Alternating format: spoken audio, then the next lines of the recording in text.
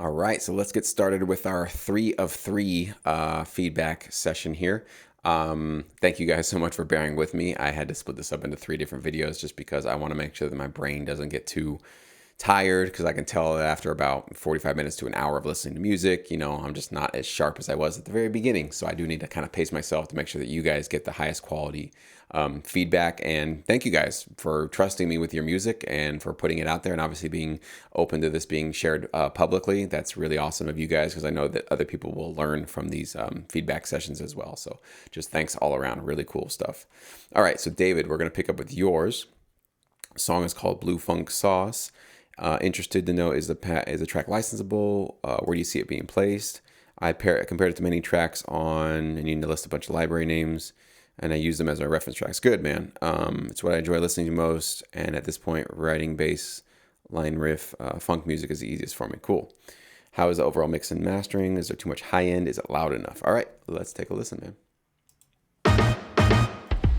Might need my headphones for this one. It is still early for me. All right, let's go ahead and start again.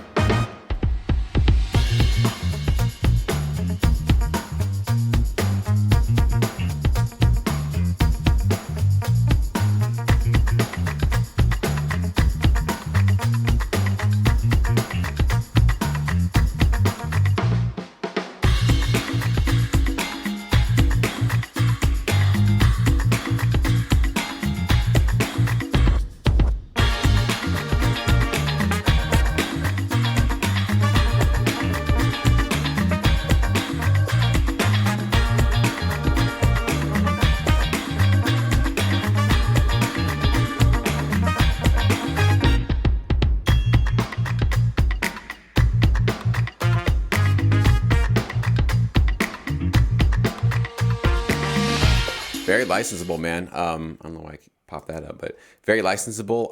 I definitely hear this more as ad commercial radio, not radio, just commercial music. Definitely could be used for shopping, promos. It could be used for advertisements. I could maybe hear it as also maybe reality TV shows for certain kind of places, but probably not a lot of that. But I see this as much more of a advertising commercial spot play. So, yeah, I mean, obviously there could be scenes that could use this as well outside of that. But from what I'm hearing when I first hear it, like that's the first thing that pops in my head. So you probably want to work with a library that does have a lot of advertising clients that you feel like you could really support and grab and bring something really valuable to the table.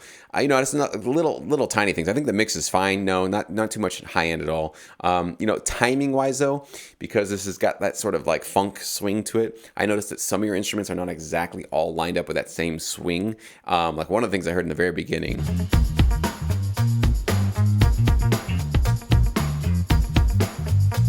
like that little guitar. My ears picked it up because I'm a drummer. And now I don't know if library ears are going to pick that up or not, but maybe just because I'm overly picky and critical on that stuff. But that stuff even needs to be really, really clean in terms of it needs to be and even those guitar notes need to be much more swung than they're very like I don't know, what do you call them? Like they're just more on the grid, sort of like a straight quantized job right now. But this has a swing to it, right? So you need to make sure that you do include that swing into all of your instruments. And I don't know if I can pick out every single time I heard something like that, but I definitely heard a little bit of sloppiness with the timing of this. So I think those kind of little things will make your track go from, a pretty good funk track to a like, wow, like this feels straight out of the 70s. This feels like you really just brought something back to life. I think those little tiny attentions to details can make a difference for you.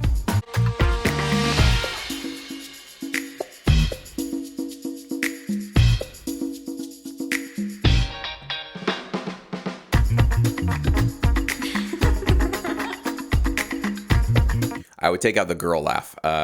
Not really a musical instrument, probably not going to be necessary, because what if they don't want that in their track? They're probably not going to, or want that in the TV show or something like that. So just probably get rid of sound effects altogether, those kind of sound effects. We probably just want to keep it all musical.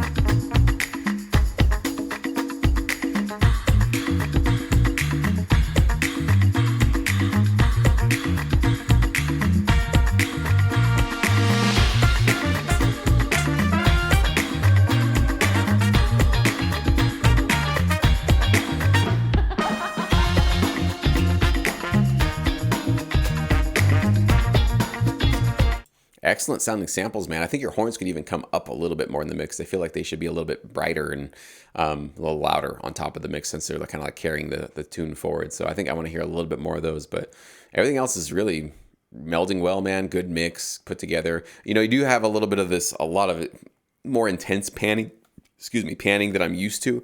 But I also know if you're going for kind of like that 70s sound, they probably were doing a little bit more of that kind of stuff. So I don't know if I'd say don't do it, because maybe if they want to sort of like a library you're working with, they want it really to sound like sort of a James Brown track, you probably want to use a lot of the same kind of panning and techniques that they used back then. So maybe you want to keep with that. And obviously with the references that you heard, if this is what the references were doing, keep doing it. Okay, I don't really specialize so much in funk, so I don't know exactly what they're doing in terms of their panning with their mixing and mastering. But it's just definitely something that like caught me. I just noticed it, that definitely things were a little bit panned a little bit harder than usual.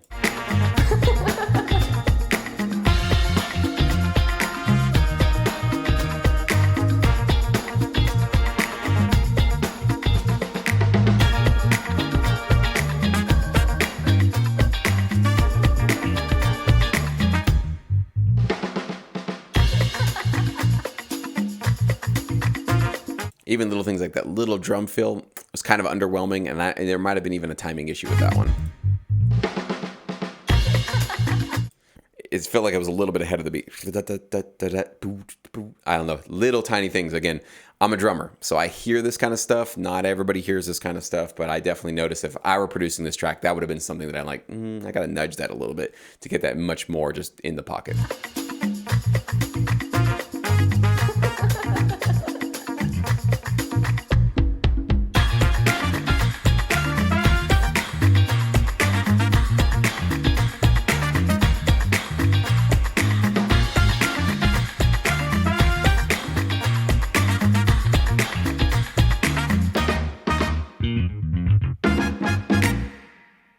Excellent, man. I would probably even add one more hit at the end.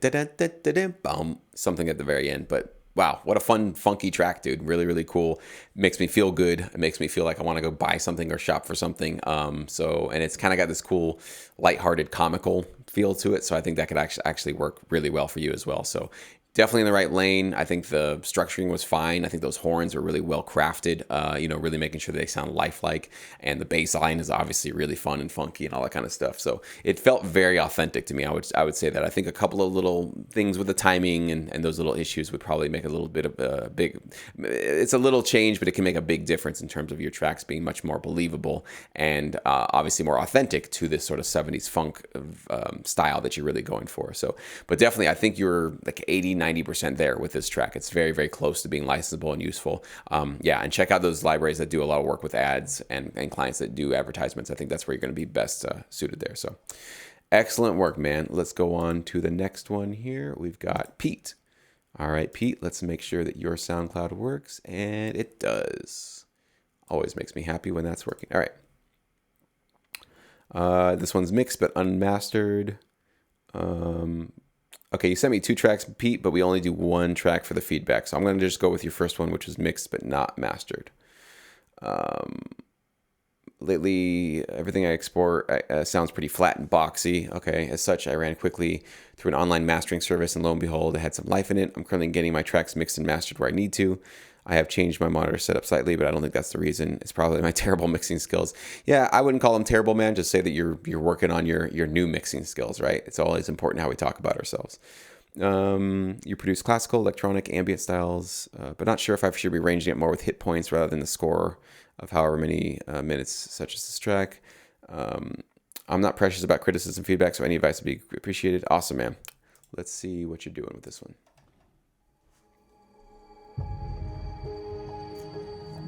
And by the way, it's better that I give you feedback on this one, man, because this is what you did. I don't want to give feedback on somebody else doing it online or for some service you used. I want to show you, I'm going to give you feedback basically on your skills and what you've done here, okay?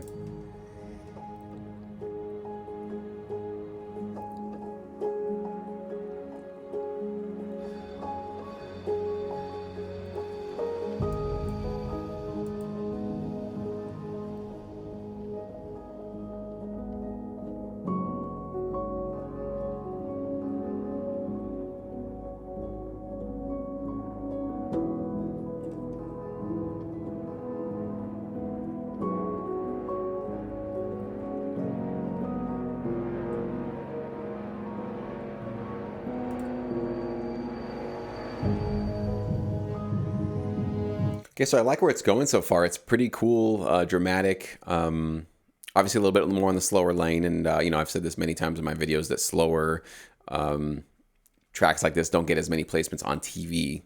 This would be great for a film, but if you want to get TV placements, you're probably going to want to do a little bit more up-tempo and mid-tempo stuff. One thing that rubbed me a little bit of the wrong way, though, is you have this kind of like low pad or a horn or something that's just kind of growling down there for way too long. It was very dissonant and kind of just strange sounding, and then it just kind of went away. So I probably wouldn't have included that. In terms of your mix and master already, definitely could be a little bit louder and probably a little bit brighter. So I think a lot of that can happen on your mastering bus, where you basically just brighten up your EQ a little bit, and maybe you throw up a little bit of an adaptive limiter to kind of boost up a little bit more volume. But you also could do it with your tracks itself, just increasing them as well. So I think more the brightness is more the culprit here than the sort of loudness, though. I think you just have a little bit more, like you said, it's kind of boxy and dull. I definitely hear that. But that's pretty simple to fix. I mean, it's literally about just boosting a little bit more of your high end, either on certain tracks or overall in your master, to kind of just give a little bit more of that high end presence to it.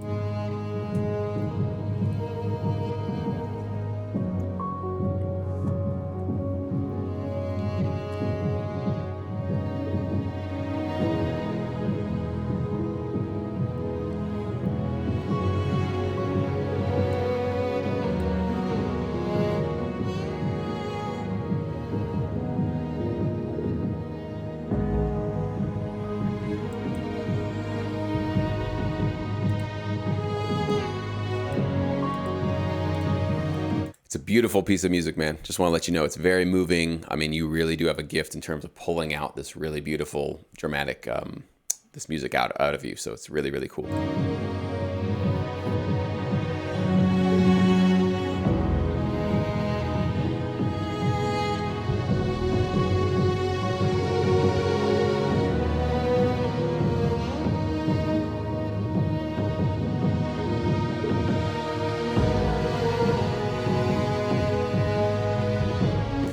Part of the boxiness is also you got these drums that are super filtered underneath it all, which in the beginning I thought was cool, but I kind of at this point, almost halfway at the end of the track, like I want those to finally be released and let me hear those drums really come out, or whatever the beat's doing under there, because it just feels like it's muddy right now. Like in the beginning, you can have a little bit of that muddiness, that kind of like, not muddiness, but just sort of like like it's in the closet, like there's a drum beat in the closet, but it hasn't come out yet, or it's in the next room rather, or in the basement, and we haven't let it come into the room with us so that we can really feel it. But I really wanted to hear a little bit more of that intensity with this drum beat, at least at this point in the track. So I'd probably let that come out a little bit and let the track have a bit more of a forward momentum with your drums.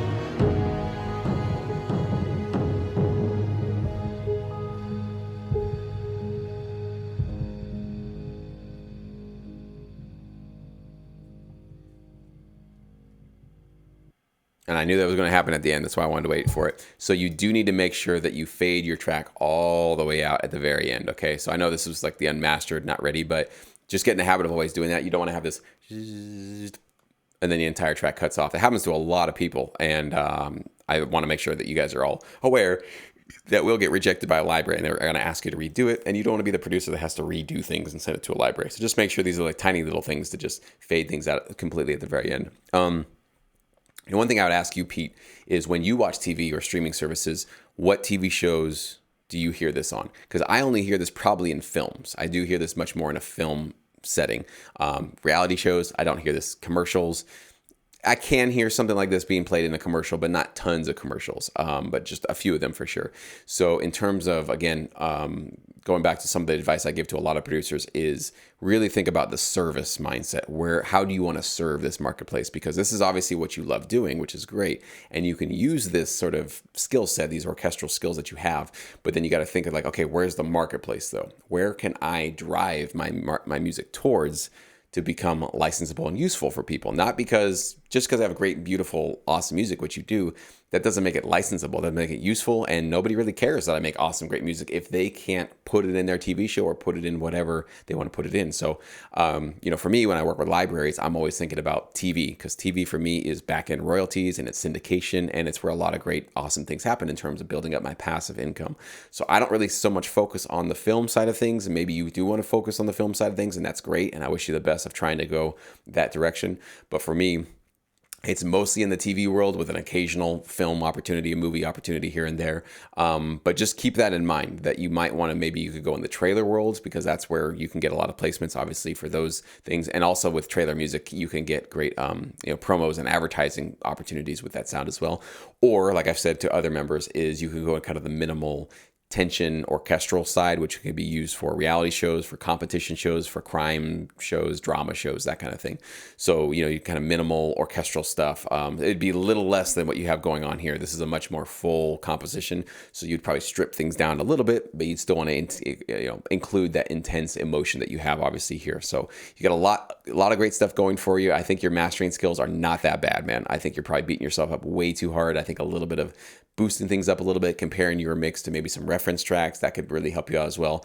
I don't encourage people to go to these mastering sites and pay money to get your tracks mastered by an algorithm, and certainly probably not by a human being that's going to charge you a lot more than the sites. If you believe in yourself that you can do it, then you will be able to master your own tracks. I have been doing this for 13 years. I've never paid one penny to any mastering service, to any mastering engineer to ever master my tracks, but it's able to create a full-time income for me with my music. So you don't need to be some mastering guru to be able to do this. You just got to make sure that your tracks do stand up to the competition. And I think, Pete, from what I'm hearing right now, you've got what it takes, man. So go easy on yourself and lift yourself up a little bit. I think you can really do this if you really give it a shot, man. So anyways, I hope that feedback was helpful, bud. All right. Next up, we've got Paul. All right. He's got a Dropbox link for us. Let's make sure that that works. It looks like it did. Pull that one up here. And Paul, what'd you say? Just a general overview would be greatly appreciated. Composition, mixing, and mastering. I'm going for atmospheric, orchestral, noir rock trailer. Wow. Okay. You've got a big order in front of you. Let's see how it worked out.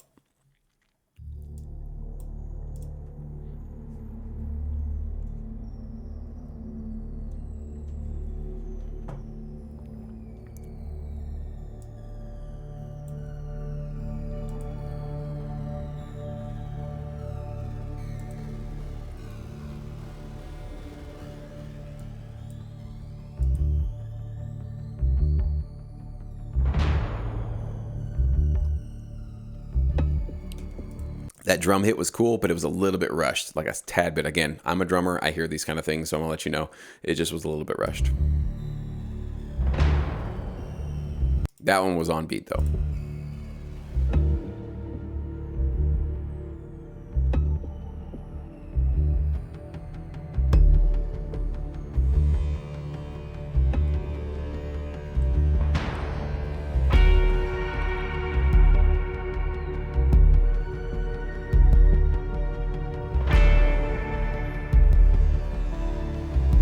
This sounds great, man. Really, really clean low end. Like, I haven't heard a clean low end like this in a track in a long time. You really got a great sound here with your little kick pattern here and the bass thing going on. Really, really nicely put together, man. I really am enjoying this.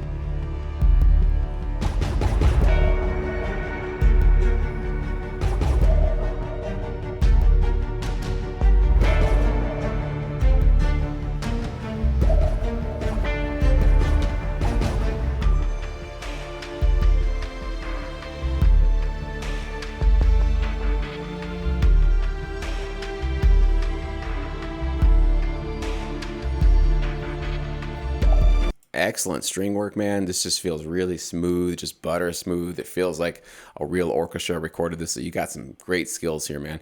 I hear this a little bit more in terms of like a tension, like a minimal track that could be used for a lot of different things, reality shows and competition shows. So I do hear, and even the crime and drama shows for sure. But that's where I hear this going. But really, really licensable, man. Really great sound.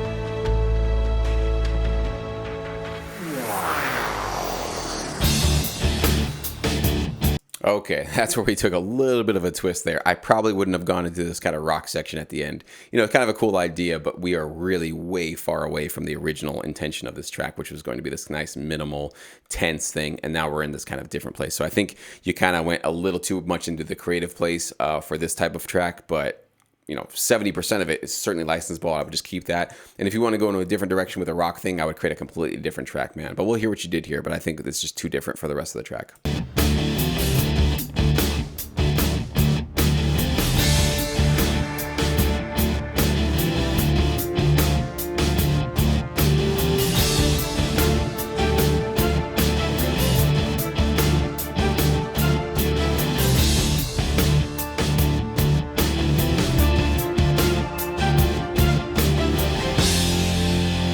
These guitars feel a little bit fake to me, synthetic. They don't feel lifelike enough. I probably would have a different, experiment something different. I use personally a Guitar Rig 5 for my amp modeling, and I use Odin for my guitar modeling. So those are the ones that I think give me a great realistic sound. But yeah, these ones they feel like the soda can, very buzzy and just kind of like almost like a piano played them. So I'm not really getting the authentic rock vibe here from this part.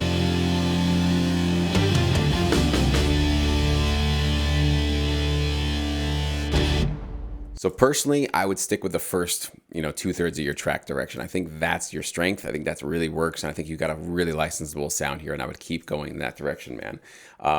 Again, shop for libraries that might have reality TV show clients that do a lot of that kind of stuff, or crime and drama shows. That would be a really good place for you as well.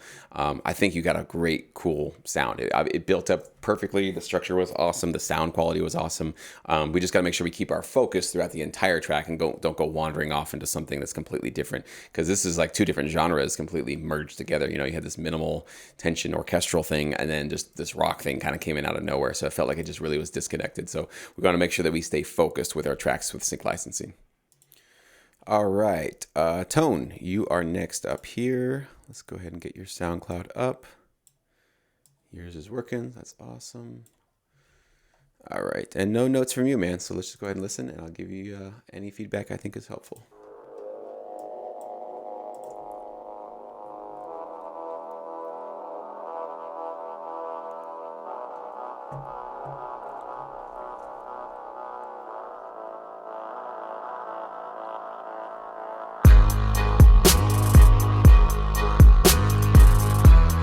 Love this, man. I wanted a little bit of a riser or a swoosh or some sort of a transitional effect from this intro into this next part. Something that gives us that nice, satisfying feeling that we're going to a new section. But yeah, I love the energy of this.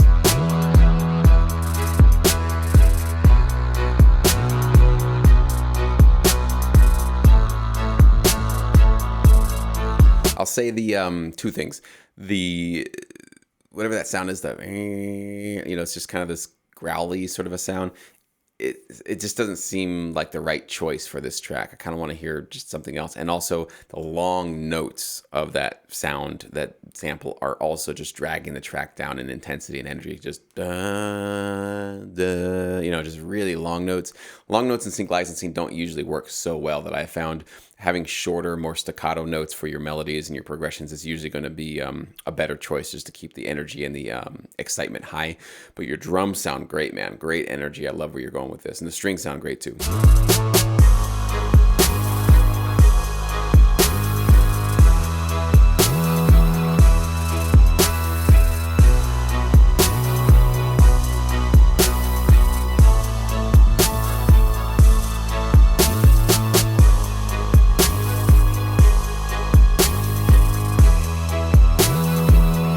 Yeah, I think I'm also not hearing much of a melody. I'm hearing the chord progression, bum, bum, bum, bum, bum. That 4-chord melody progression. I'm hearing that, but nothing's at the top, kind of giving me a melodic hook to hook me into this track. So I think we needed to add one more element. I would take out that one sound and probably add. It could be bells. It could be piano. It could be strings. I mean, you can kind of decide where you want to go with that. But I think it still needs like a melodic hook on top of all of it.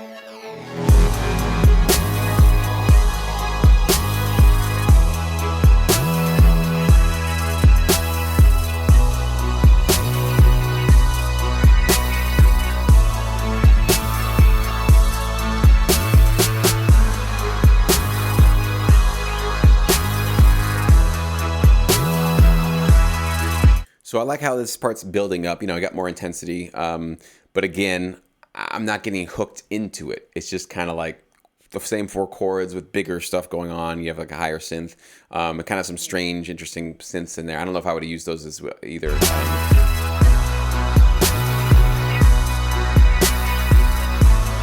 I mean, they're not bad. Just kind of this weird garbly sort of a sound coming out of one of my speakers here. So not bad, but like, again, there's something missing here. This feels like it would be a version of your track that didn't have the lead melody on top of it. So we want to make sure that we always include that into our tracks. But this is definitely licensable in terms of it could probably use, if you had a little bit more of a melodic hook on top, it could probably use for maybe some sports programming.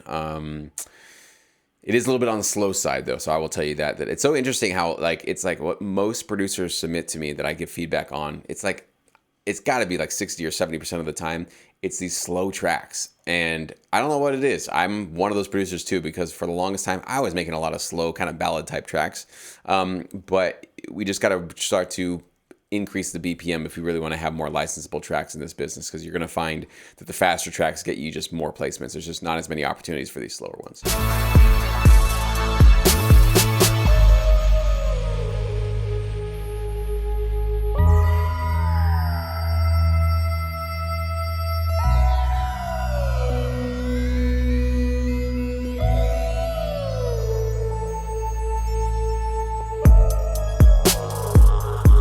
That was interesting. That was a really cool kind of, bit crusher effect going on with that. I like that. I almost feel like that could have been a melodic hook that really hooked me into the track earlier on, something like that, but probably with more, rhythmic interest to it. So not just like long notes, but something that just had a little bit of a melodic, a rhythmic kind of feel to it. So I could actually go, oh, that's a little thing that's going to stick in my head for the rest of the day.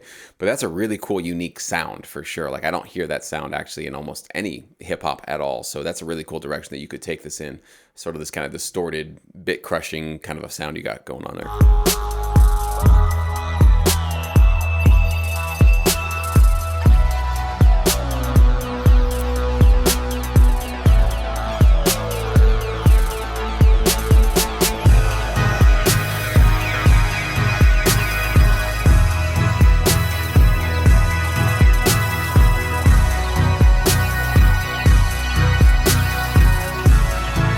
Little bit of mud down there when you have these low, I think they're strings or maybe a synth, just boom, boom, those low things. I hear a little bit of distortion, a little bit of the mix kind of getting blown out here. So you got to make sure that you really clean those things up. Probably take off a lot of the sub low end off of those little boom, boom, boom. I like it. It's a cool idea, but it's definitely just too much low frequency stuff going on, because now your mix starts to sound really distorted and blown out.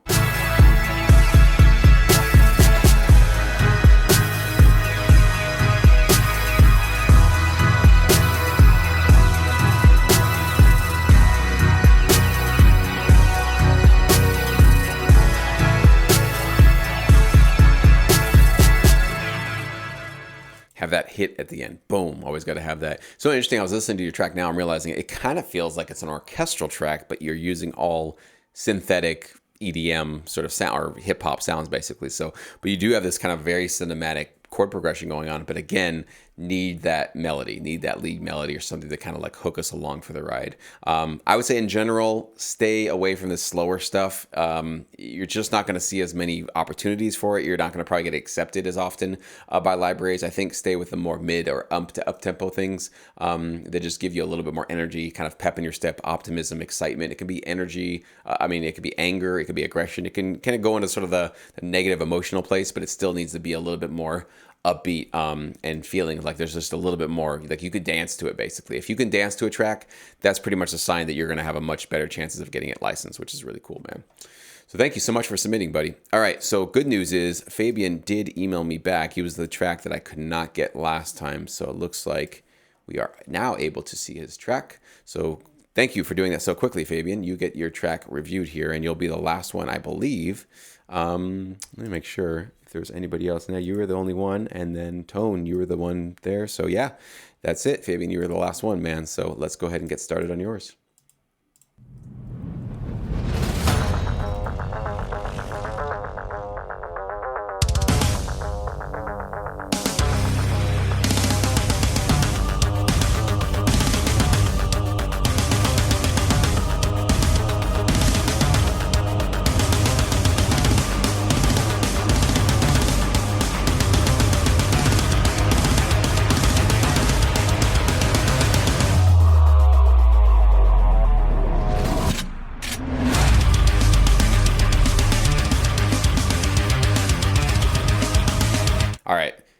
terms of the intensity, 10 out of 10, man. Like, you just got my heart pumping. Great intro, building us up. It's just such a huge, awesome sounding track.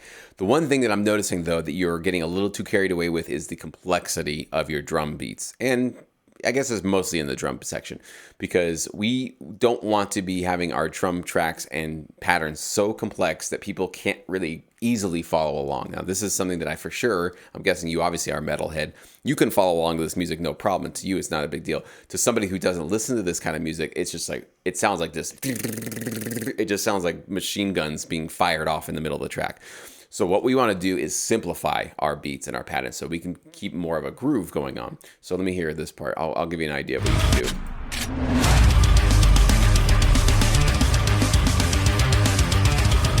Okay, so instead of all this, all that stuff going on,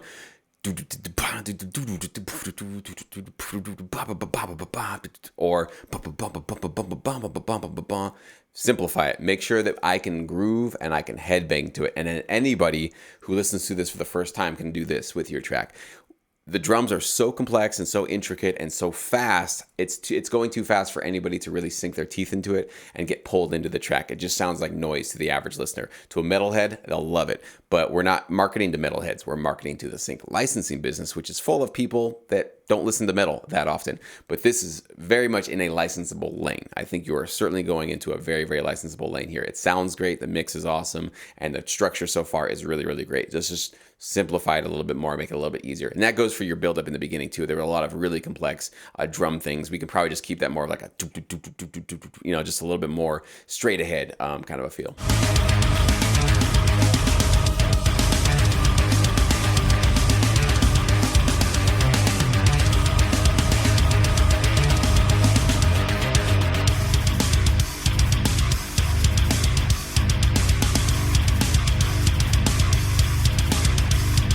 Damn, man, that's nasty. I love that. That's what I mean right there. That's even a much better groove that I can sink my teeth into. I would even like simplify those kicks too.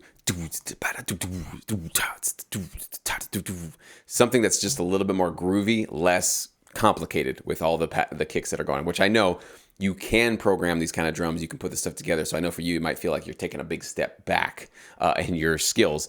But sometimes less is more. And I challenge you to try this on your next track or even with this one. Simplify your drums and notice if it makes it a little bit more listenable, that you can actually really just groove along to it. And also think about, it's not for metalheads. It's not for other people that understand this kind of stuff. It's for pretty much the average citizen. It's for the average person on earth who watches TV. And a small minority of them will even be able to appreciate kind of what you got going on here. So let's just make sure that we are creating a licensable product for the marketplace.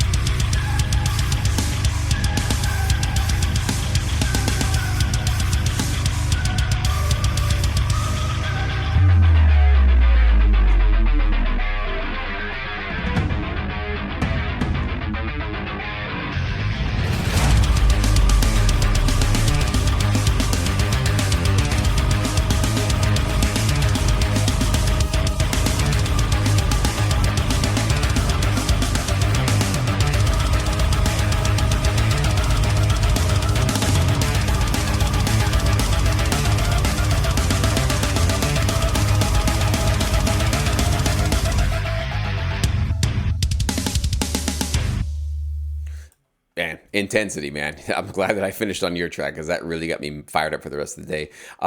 If you have more of a groove with this, all the things I talked about, this can definitely be sports material. I hear a lot of sports placements with this kind of stuff. I would suggest you entertain going into also the electro rock sort of place. Go check out a producer called Cell Dweller or Blue Stahli, Stahli, Blue Stahli or Cell Dweller. Pretty much massive giants in the electro rock world of sync licensing. They've gotten massive placements, and they're two producers that I personally look up to. I've done a little bit of this kind of work, but if you can take this intensity that you got going on here, simplify the drums, simplify the patterns, kind of keep it more groovy, and then add electronic elements, you open yourself up to pretty much so many different types of sports and promo opportunities and commercials and trailers and all that kind of stuff. So it's a very energetic and it's a very universal sort of a sound that can be used for a lot of different placements. So that's what I would recommend. In terms of keeping it just metal, I've personally done this a little bit in my career where I've asked some of the libraries I work with, can I just put together a metal or a rock album? And some of them have been open to it, but a few of them have said, no, we don't really have it. If you can make it sound more like garage rock, or if you can make it kind of sound like southern kind of swamp rock or something like that, kind of epic rock, that kind of thing, then yes, we could do that. But just a straight up metal album, it's not the most in demand. I'll just be honest with you. There could be some libraries that could find some places for it. So, but just straight up metal, as you have here, maybe not the most licensable sound you possibly could do, but you've got grooves, you've got great riffs, you've obviously got great mixing skills. I think all of your sound samples and sounds sound really great. The mix and the mastering sound awesome. I really have nothing I can tell you in terms of that. The build up, the energy, like you're doing so many things right out. You're basically like at a 7 out of 10, man. You're doing a lot of things really, really well. It's just now making sure that you're creating something that can be steered towards something that will get placements, right? Because that's what we're doing this for, is we want to make sure that we can have as most opportunity for our tracks as we possibly can to get those placements and get those royalties really cranking in the long run. That's what this is all about, right? So glad you got me that track so we could actually give you some feedback, man. So thank you to all of you again. I don't take this lightly, the opportunity and the burden to give you guys feedback and to give you guys my thoughts. I'm not a perfect person. I'm not God. I don't have the opinion that's going to be the opinion of all opinions. So I know that everything you hear from me in terms of my thoughts on your tracks, take it with a grain of salt. Obviously, trust your gut. If you disagree with me about something I said, great. Go for your direction. It's your music. It's your career. You don't have to obviously listen to anything that I say. But I know that you guys look up to me in terms of somebody that can give you some helpful advice and some helpful direction. I think from what I heard in the last, 3 videos I put together is it's, most of you guys have a really, really great sound. Like you guys really do have the skills. You guys do have the talent to be able to do this. It's really about going to that next level of going, how do I steer my talent and my skills and my gifts towards something that's marketable for this industry? That's the whole key thing right there. It's a harder thing to do than people realize. And I think that's why a lot of producers end up bailing out, because it does require you to change a little bit. You do have to think about your music in a different way. You have to think about, what can I add or simplify, like with this track? What can I do that'll get my track into a place that's actually going to be taken more seriously and jump off their shelves and land into these TV shows, movies, and commercials? If you're willing to do that, if you're willing to kind of, learn and progress in that direction, this can be an awesome, awesome, beautiful industry for you to be a part of. If that sounds like hell to you, if it feels like you're selling out by doing that, if it feels like you're compromising your art by doing that, this might not be the right industry, the right fit for you. And that's okay. Nothing wrong with that. Just know that that is basically what it takes to really do well in this business. You do need to change. You need to tailor your music towards the needs of other people. And the better you can do that, the more you see those rewards and those placements and those royalties cranking in. So thank you guys so much for watching. If you watched all these videos, I appreciate it. Thanks to all of you that submitted. And I hope you found this feedback useful and valuable, and most importantly, motivational, so that you can now go back into your DAWs and start cranking out some really high quality licensable music.